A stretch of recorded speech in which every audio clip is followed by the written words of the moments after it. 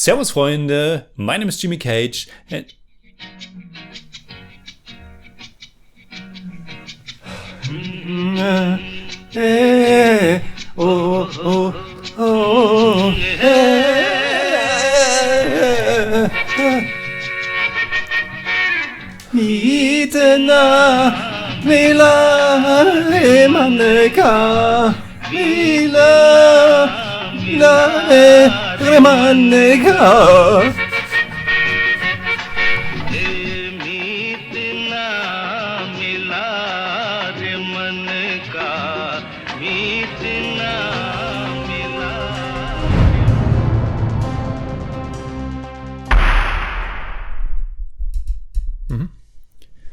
Servus Freunde, my name is Jimmy Cage. And I'm Deniz, the Buddymeister. We have reviewed almost 500 indie movies on the channel, and it's kind of a Christmas tradition for us that each year around Christmas time we watch and review one of the many wonderful films of Hrishikesh Mukherjee.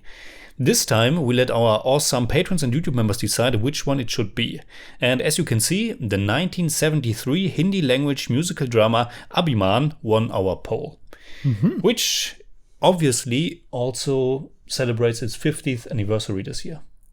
The movie. Yep. Yes. Yes. Yeah, you just did 2023. The math. Exactly. So, Buddymeister, what's the story? Who's in the movie? Go. Actually, I wanted to say some. Well, the movie was written by. Actually, I was kind of surprised. It was written by a lot of people. Like Wikipedia says, like 5 or 6 different people. But it's including Rajinder Singh Bedi, who worked for the 4th time with Hrishikesh Mukherjee on this movie, and we know him because he also wrote Anupama from 1966, which we also reviewed. And it was also written by Hrishikesh Mukherjee himself. The movie starring Amitabh Bachchan, Jaya Bachchan. At the time she was... They were already married, but I think at the beginning of the shoot they were because Jaya Baduri is her name in the credits, I think. Oh, okay. She's still really? Jaya Baduri in the credits, yeah. But it's also starring Bindu, Azrani, and David. And we kind of know all of these people from other Hrishikesh Mukherjee movies. Especially Azrani and David, we haven't seen like that long ago. Yeah. Some people say this movie is inspired by the relationship between Ravi Shankar and Annapurna Devi. Yep. Others say by the relationship between Kishore Kumar and Ruma Ghosh. And some others say it's influenced by the Hollywood movie A Star is Born as well. Which is my first association when I watched it, because I have seen like 2 of the A Star is Born versions.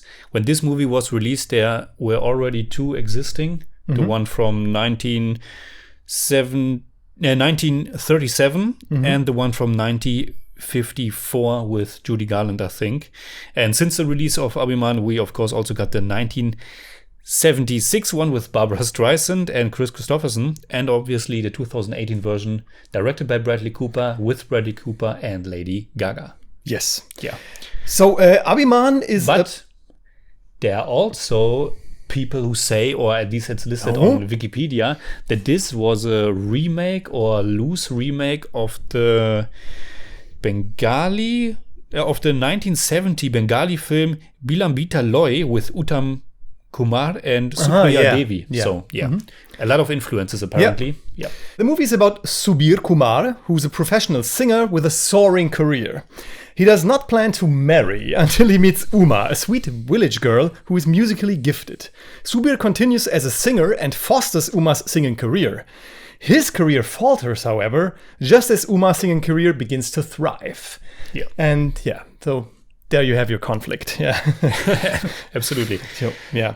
I think the reasons to watch this movie are, first of all, the wonderful and heartbreaking performance by Jaya Bachchan. I think she's the heart of the film.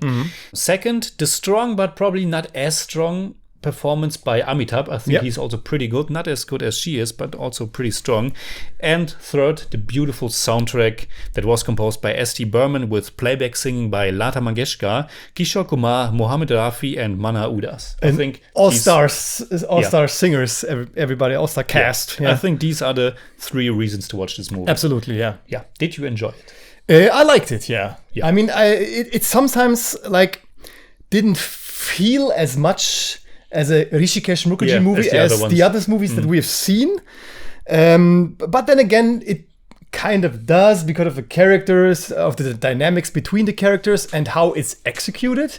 But it's obviously a different movie because I also read like this, it's a very unusual theme for him to tackle, but it's also, and that's what I guessed when watching the movie, it's also like an unusual theme for the 1970s in general. So I liked it, but it's not my favorite Hrishikesh Mukherjee movie, and it kind of, in the end, it kind of left me somehow incomplete. Okay. I maybe when we dive into it, people will understand. But it's not talk about the ending later. And but in general, I liked it. I liked it. I liked it too. It's definitely a movie of its time. Yeah, a movie of its culture as well. We will go into that. This will be a spoiler review. It's 50 years old. Probably all of you have already seen this one. Yeah. So we will talk about it. Something that I found interesting was the structure of the movie, because it's like a clockwork. More or less exactly 30 minutes into the movie, he is meeting Uma for the first time. Really lovely scene. I love that scene because he's just in the countryside visiting his aunt. Yeah. He grew up with his aunt Durga. Durga, yeah. Yep. And he's outside, and then all of a sudden this singing is appearing in thin air, and he's instantly mesmerized by it. So 30 minutes into the movie, he meets the one he falls in love with and marries. Then almost exactly at the 60-minute mark, so half of the film, a filmmaker wants Uma and not Subir for his next movie. So interesting. Yeah, and then exactly at 90 minutes into the movie, so another 30 minutes, it's when Uma can't take it anymore, because at that point Subir, he went on a dark path. He's the titular pride. What's the title again? Abhimaan. Pride translates to pride. His pride is hurt, and his ego is shattered. And at the 90-minute mark, Uma can't take it anymore, and she leaves their home. And then, like 1 or 2 minutes later, we also find out that she's pregnant. Yeah. So I thought, kind of interesting structure. Yeah, and I've noticed that. Each time the movie shifts a little bit. The first 30 minutes are very, I don't know, bohemian. These two guys living together. He has the talent. It's probably the most Hrishikesh Mukherjee is like the first 30 minutes. Yeah. And then the next 30 minutes is about falling in love, and then slowly but steady she grows. Her career thrives, and interesting structure. This whole movie is kind of like an examination of marriage. And also the ego of a man. Male ego. Yeah. Male ego. You can also say a toxic man who can take it. And of course, it's interesting that both of them were actually married in real life. And at that point, when the movie was released, she was actually the bigger star.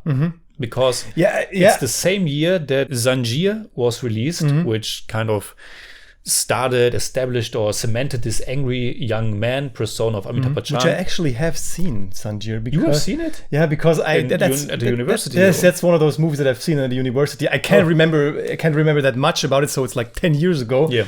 But I have seen it back then, but it was something very different back then when I watched an Indian movie. Sure. Yeah. But she's also in the movie. Jaya Bachchan, or at that time not Bachchan, is also in Zanjeer, and Sholay was like 2 years later, I think 75. Yes, yeah. But at this point, she had the bigger career, which is fitting this movie that he plays second fiddle. Yeah, I read some things about like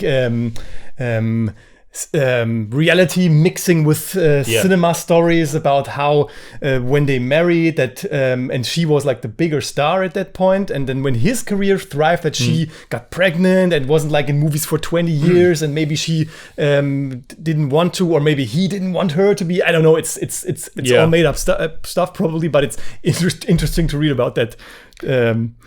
That kind of nonsense, probably. Yeah. Something that's very interesting with Hrishikesh Mukherjee's films, we have seen like 5 until now, maybe.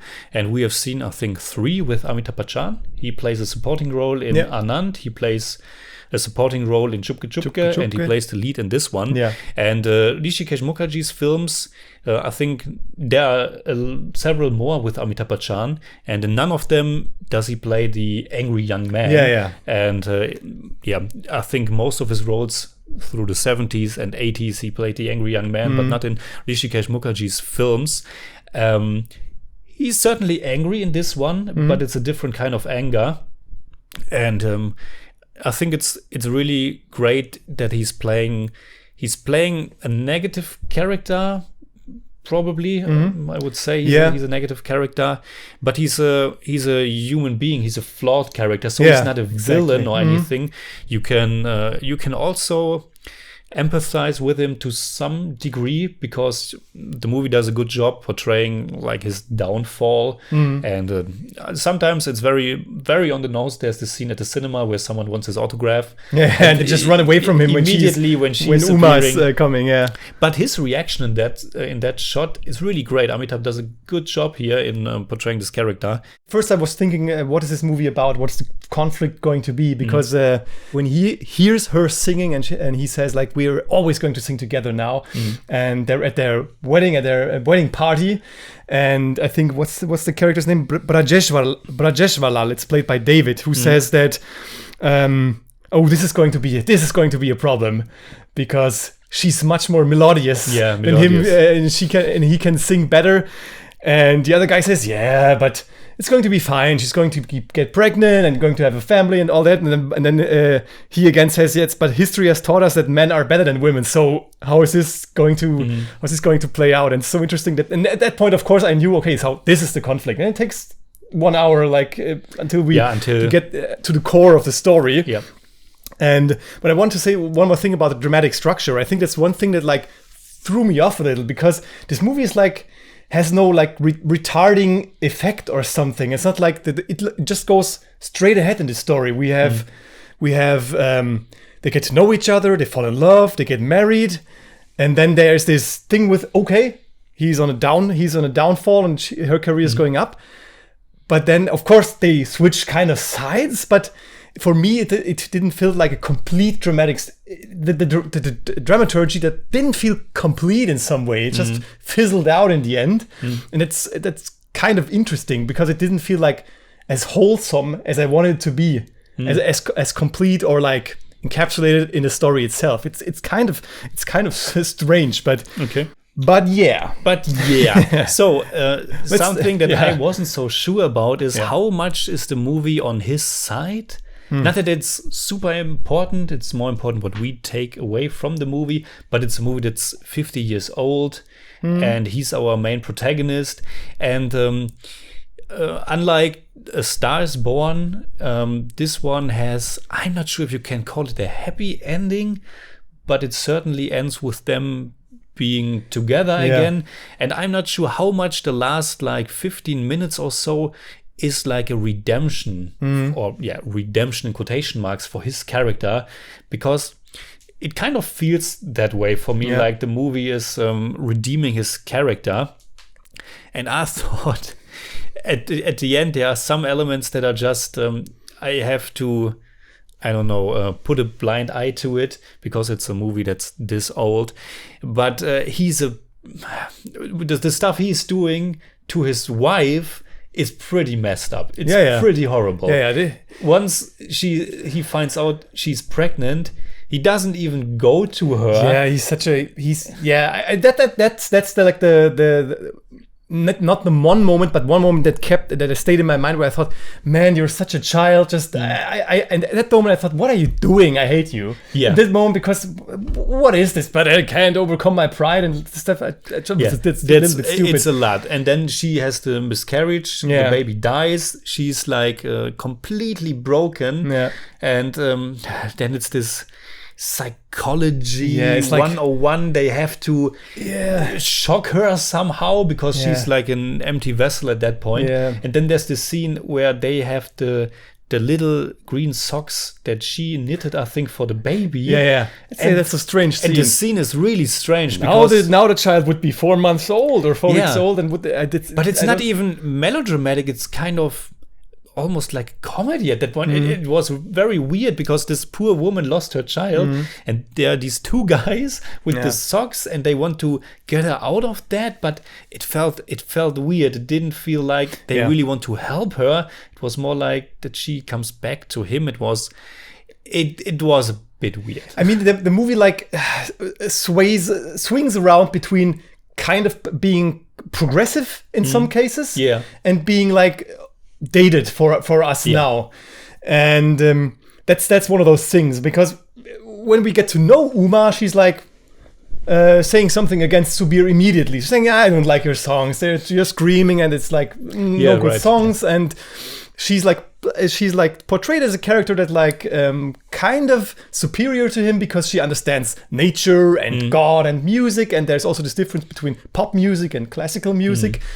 But yeah, she doesn't really do that much, or maybe even anything in that movie out of her own choice. It's like, I mean, she's not forced to do it, and that's fine, but she's not like, she's rarely says something out loud what she really wants in that moment. And that's like where you think, okay, this movie's from 1973 and it's a different time. Yeah. But then again, we have the other side where the movie has like these progressive thinking where like it was kind of nice to see that Subir and Chitra have like this friendship, a friendship between a man and a woman. And it's nothing like, nothing common to have in a movie, a friendship between a man and a woman, although you have a wife. Yeah. Yeah. And that's, I like of course, the other way around, but it's like, interesting. I thought that too. It was an interesting role. At first, I was a little bit confused what's going on between the two of them.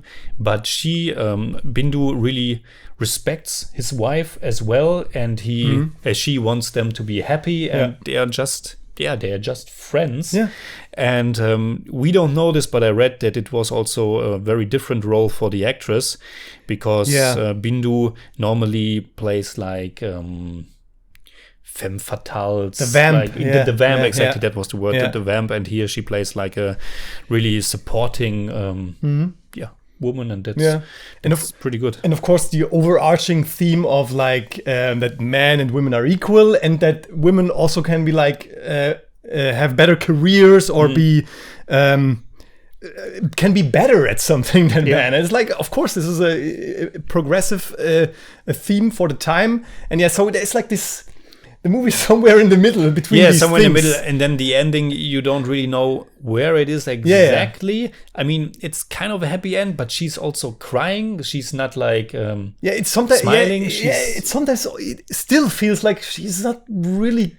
I mean, does she want to be in that place? Does she want? It's like, is it even good to continue this relationship? What will her future look like in this relationship? Has he learned some kind of message? And that's maybe why it felt so incomplete for me, because the movie's like in the middle of all these progressive and dated, but then again, the characters have no real ending. I don't know what's going on with them. How will the future be? And so for me, it felt like this is not an ending, not a happy ending, not a sad ending. I don't know. I mean, you don't have to give that to me, but for me, it felt like But we have like 7, 8, or 9 songs I can't remember in this movie, and they're like all are beautiful.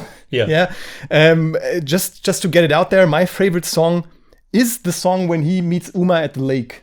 It's Nadia Kinare Herai Aye. It's such a beautiful song, and the melody just got into my head. And all these songs are just so nice. It's also such a beautiful and dreamlike and surreal scene when he hears her at the lake, because it's just something that can only works like this in a movie, or maybe in a stage play, because when someone sings at the other side of a lake, you don't hear anything, and in a movie like this, it's like the voice is coming from off screen, and it's perfect. And then later there's music to it, and not just her voice. And I mean, it's a musical, but sometimes when I watch it, I think only in a movie. But pretty beautiful.